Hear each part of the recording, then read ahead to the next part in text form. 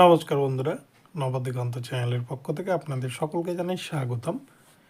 তো বন্ধুরা, আপনাদেরকে এখন আমি আবার একটি নতুন আপডেট শেয়ার করতে চলেছি। আপনারা থাম্বনেল দেখে বুঝতে পেরে গেছেন যে কি আপডেট শেয়ার করতে চলেছি।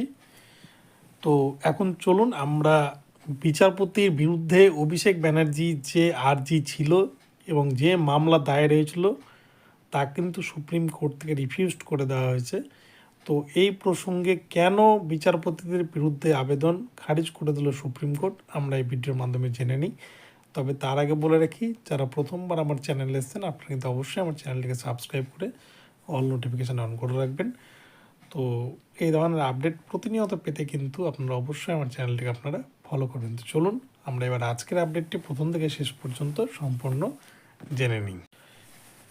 বন্ধুরা, আপনারা অনেকেই হয়তো জানেন যে বিচারপতি অভিজিৎ গঙ্গোপাধ্যায় এবং বিচারপতি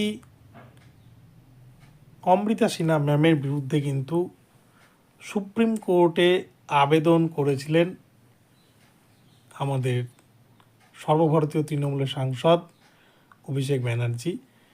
তিনি এই দাবি নিয়ে আবেদন জানিয়েছিলেন, সুপ্রিম কোর্টে মামলা দায়ের করেছিলেন যে বিচারপতি অভিজিৎ গঙ্গোপাধ্যায় তার বিরুদ্ধে উল্টোপাল্টা বা তৃণমূল দলের বিরুদ্ধে উল্টোপাল্টা মন্তব্য করছেন, ওনার বক্তব্যে যেন লাগাম দেওয়া হয়। উনি মুখ্যমন্ত্রীর কবিতাকে নিয়েও ব্যঙ্গ করেছেন, এমনকি সাংসদ অভিষেক ব্যানার্জির হিসেব দিতে বলেছেন সম্পত্তির। এই ধরনের বিভিন্ন যে মন্তব্যগুলো করেছিলেন, এই মন্তব্য যেন না করতে পারেন বিচারপতি অভিজিৎ গঙ্গোপাধ্যায় এবং তাদের বিরুদ্ধে যেন কোনো রকম নির্দেশ না আসে, তারই পরিপ্রেক্ষিতে কিন্তু এই আবেদন করা হয়েছিল সুপ্রিম কোর্টে।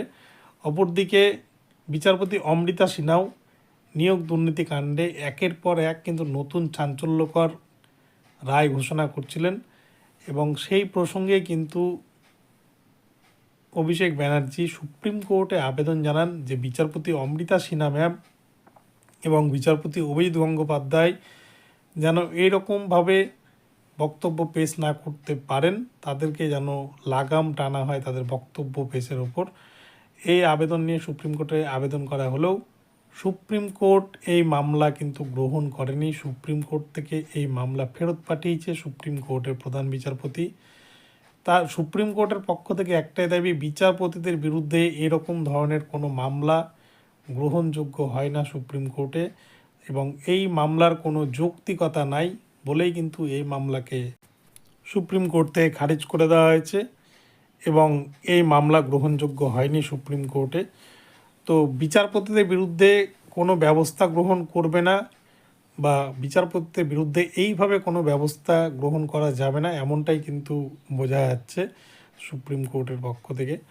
আর অপরদিকে আপনারা জানেন যে 42,949 যে প্যানেল প্রকাশের অর্ডার দিয়েছিলেন বিচারপতি অভিজিৎ গঙ্গোপাধ্যায়, সেটার কিন্তু ফাইল তিনি পাঠিয়েছিলেন সুপ্রিম কোর্টে। সে ফাইল কিন্তু এখনও পর্যন্ত এসে পৌঁছায়নি।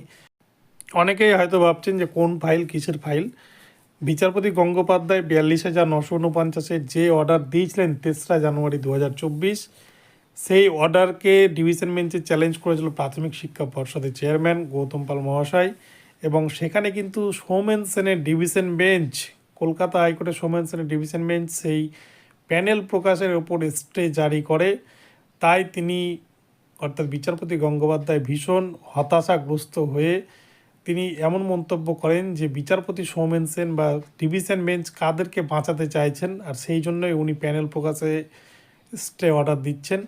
প্যানেল প্রকাশ হলে এখানে কারো কোনো অসুবিধার কোনো প্রশ্নই নেই, আরও বিষয়টা ক্লিয়ার হয়ে যাবে। তো এরকম কাণ্ডে কিন্তু উনি ভীষণ হতাশাগ্রস্ত হয়েছিলেন এবং তাই উনি সুপ্রিম কোর্টের প্রধান বিচারপতির কাছে এই ফাইলটিকে পাঠিয়েছিলেন এবং গুরুত্ব সহকারে সেটিকে দেখার জন্য আবেদন জানিয়েছিলেন সুপ্রিম কোর্টের বিচারপতির কাছে।